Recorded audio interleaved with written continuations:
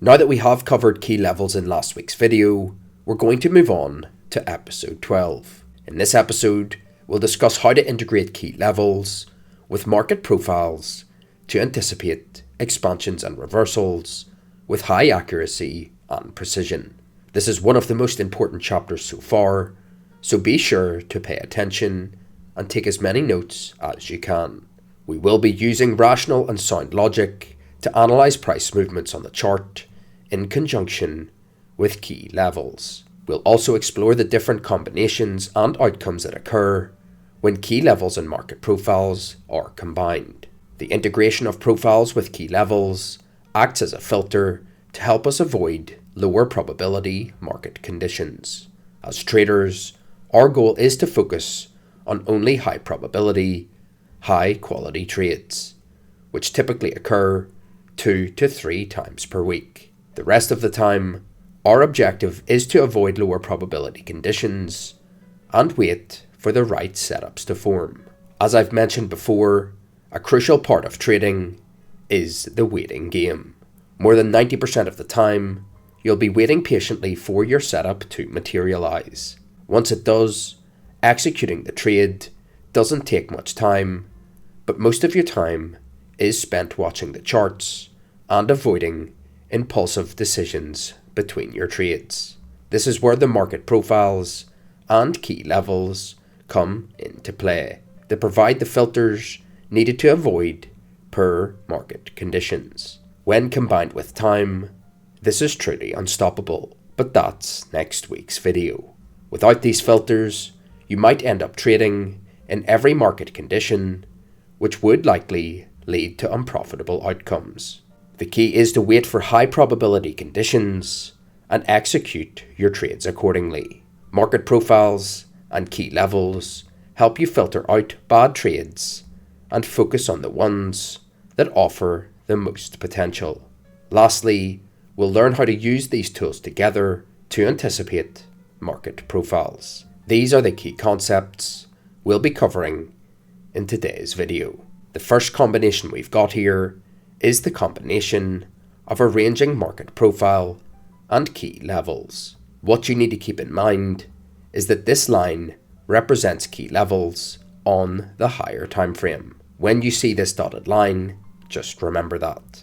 There are only 2 possible outcomes or 2 scenarios that we can have based on this combination of a ranging profile and key level. The first one is when price forms a range and the ranging profile ends without testing a key level. This key level would be in the form of an order block, breaker block, or maybe a high and low. It doesn't really matter. What matters is the logic behind it. The first scenario is when price forms a range above a key level, and you can see that the ranging profile has ended without testing any key level. In this case, we expect a manipulation profile to form, which will test that key level. Once the key level is tested during the manipulation profile, we wait for that manipulation profile to end. After that, the only profile that we can expect is an expansion profile in the opposite direction. Now, the second scenario is when the price forms a range inside a key level, meaning that the key level has already been tested within the ranging profile. In this case, we expect an expansion profile without any manipulation profile in between. In the first scenario, we expected a manipulation profile because the key level wasn't tested, and price had to test the key level as a catalyst for expansion. But in the second scenario, the key level has already been tested in the ranging profile, so there's no need for manipulation to occur. We can expect an immediate expansion profile. You see, we're using proper sound logic here. It's not pattern trading. We're using if-then logic, demonstrating the combinations of ranging profiles and key levels. Now we're going to discuss another combination, the combination of expansion profiles and key levels. What you need to know about this is related to the first one, so it's important to watch that first one to understand. The first scenario based on the combination of expansion profiles and key levels is when the expansion profile ends inside the key level, meaning the key level has been tested during the expansion move. In this case, we expect a reversal profile right away because the key level acts as a catalyst for expansion in the form of a reversal profile. In a previous episode, we learned that the outcomes after an expansion profile are either a ranging profile, a retracement profile, or a reversal profile. Now that we've combined these with key levels, we can rule out the ranging and the retracement profiles, and only expect a reversal profile because the key level has been tested. This shows that we're adding filters to refine our understanding of market profiles. Where before we had 3 possible outcomes, we've now narrowed it down to just one based on the combination of market profiling and key levels. The second scenario is when the expansion profile ends before testing a key level. In that case, we don't expect a reversal profile immediately since the key level hasn't been tested yet. Instead, we expect either a retracement profile or a ranging profile. If a ranging profile occurs and doesn't test the key level, we then expect a manipulation profile to follow, allowing the key level to finally be tested. After that, we can expect an expansion. Here, we're using sound logic to predict market profiles based on the combination of profiling and key levels. If the expansion profile tests a key level in the form of an order block, breaker block, or something similar, we can expect a reversal profile immediately. If it hasn't tested any key levels, we expect a ranging profile, and then we apply the same logical process to anticipate future profiles as the market evolves. Now, the third scenario is when an expansion profile doesn't test a key level, but then it has a retracement profile. After that retracement profile, we can expect another expansion towards that key level. In this case, the second expansion has now tested a key level, so we are going to expect a reversal profile because the expansion profile has tested a key level. I hope this does make sense. If not, don't worry, just ask away in the comment section at any questions that you might have. Let's move on to another combination of market profiles and key levels, which is the combination of reversal profiles and key levels. In this case, we have 2 key levels, one above and one below. First, you can see that we were inside a range, then we had an expansion profile, and that expansion profile tested a key level. What do we expect? We anticipate a reversal profile immediately. In this case, the reversal profile ends inside a key level. Therefore, we can expect a range to form because the reversal profile has ended, and we can expect a range to form to cap the price. Similarly, in scenario 2, if a reversal profile ends without testing a key level, what do we expect? We expect a retracement profile to form because the key level hasn't been tested yet, and the draw on liquidity is still in play, which is the key level above. So we expect a retracement profile first, and then an expansion higher.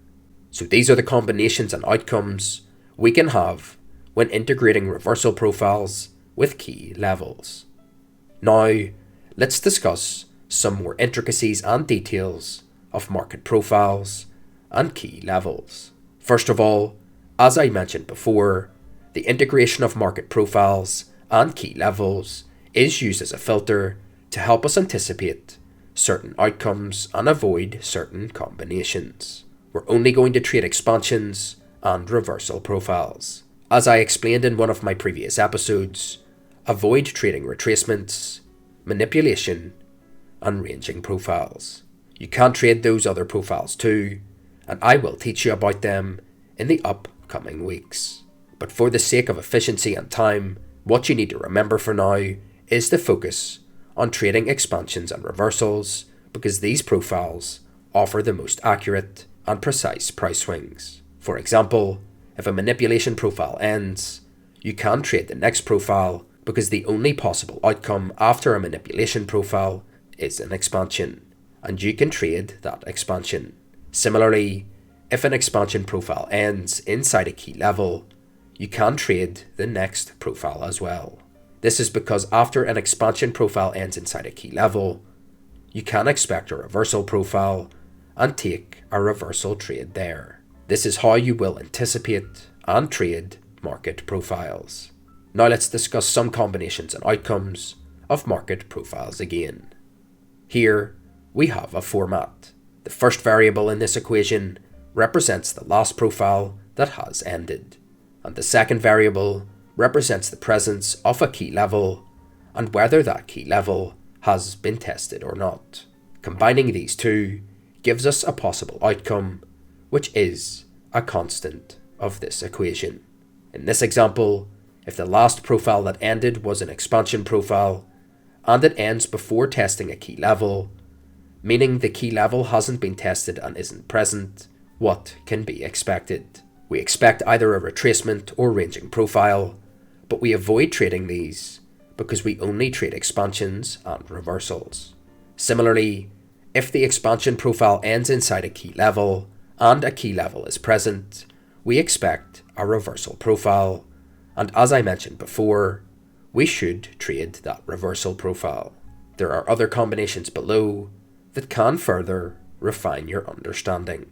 These aren't the only combinations, but they are the most important ones, and you should note them down to improve your understanding. Here, I will give you some proper framework on timeframe selection and how to integrate market profiles with key levels. If you don't understand what timeframe selection is, go and check out last week's video. What you need to understand is that you won't be using the same timeframe for both concepts. You'll use the higher timeframes to find key levels and the lower timeframes for profiling the market. You'll then apply timeframe alignment to decide on different timeframes for each. Down here, you can see some examples. Now let's move on to the next slide, how to use them. If you are an intraday trader, you'll use the 4-hour timeframe to find key levels and the 15-minute timeframe for profiling the market. Similarly, for scalping, you'll use the 15-minute timeframe for key levels and the 1-minute timeframe for market profiling. This framework helps you integrate key levels with market profiles in a logical way. My objective is to teach you how to use all of these concepts logically, rather than viewing them solely from a pattern-based perspective. I know that patterns alone don't work. What works in the market is logic and narrative. This is what I've taught you so far, and what I'm teaching you. Alright, let's get into the charts, and I will explain market profiles and key levels. As I mentioned before, we're going to use timeframe alignment to decide our timeframes. Since I am an intraday trader, I'll be using the 4-hour timeframe to find key levels and the 15-minute timeframe for market profiling. This way, we integrate both key levels and market profiles effectively. Now, we're going to study and discuss the price action from June and see how we could have used market profiles and key levels to potentially trade that price action and view it from a different perspective than you might have currently. We'll start with key opening times. As you know, the daily candle opens and closes at 5 p.m. Eastern Time, so we will begin there. You can see that we can use a key level either in the form of an order block, a breaker block, an FEG, or a high and low. These are the key levels we can find on the 4-hour chart to integrate with market profiles and potentially generate trade ideas. For example, on Wednesday, we saw an expansion to the downside with 3 consecutive down candles. This move took out the 4-hour swing low. Now, let's take a look at the price action on the intraday charts and see how we could have used market profiles to trade it. As I've mentioned in a previous episode, after the price opens at 5 p.m. Eastern Time, it immediately goes into a ranging profile, which is exactly what happened here. the price opened and immediately entered a ranging profile. The reason this happens is because the Asian session begins, and for major currencies like euro and the pound dollar, the liquidity is quite low during this time. The algorithm tends to range under these conditions. After the ranging profile ends, we then get an expansion. After the expansion, there is a small retracement, but once the retracement ends, we see another significant expansion. This expansion closed inside a key level. And based on what I've told you before, after an expansion profile ends and tests a key level, the next profile we can expect is a reversal profile. That's exactly what happened here. You can see, after the expansion ended, inside the key level, the price reversed and immediately moved into a reversal profile. You could have traded this reversal profile and the reversal expansion based on this setup. In this case, we matched the 4-hour key level, represented by this low, with the market profile in the form of an expansion and anticipated a reversal from there. Now, let's move on to the next day and see how we could have traded that. So now, let's look at the price action from Thursday. On Wednesday, we had taken out a low, and after price takes out a low, the next target becomes the opposing end of the range. So if the price takes out one side of the range, we aim for the other side. Here's the 50% level, with a high here, and the opposing end of the range over here. Based on range trading and the ranging profile, which I have talked about in a previous episode as well, when price takes out one side of the range, our draw on liquidity becomes the 50% level, followed by the opposing side of the range. This is essentially how range trading works. So let's take a look at this price action again. On Thursday, after taking out the low on Wednesday, price moved into a reversal profile. On Thursday, we also had a key level here, which acted as a draw on liquidity and provided a key level for market profiling. Again, price opened here and immediately went into a ranging profile. After the ranging profile, we had an expansion followed by a retracement. After the retracement profile ended, the only expected outcome was another expansion higher. And we saw that expansion. What makes this expansion so unique is that it took out the range high, specifically this 4-hour swing high, which was our key level. The expansion profile ended inside this key level, having tested it. As I've mentioned earlier, after an expansion profile ends inside a key level, we can expect a reversal profile. And that's exactly what happened here. The price tested the 4-hour range high, closed inside the key level, and then reversed into a reversal profile. Now, if price hadn't closed inside the key level or taken out that high, we would have expected a range, followed by manipulation, and then a move downward. However, since the expansion profile tested the key level, we anticipated and saw a reversal profile playing out. Finally, I will quickly explain Friday's price action. We have this range low, this range high, and another range here. On Monday, price opened with a large gap after 5 p.m. Eastern.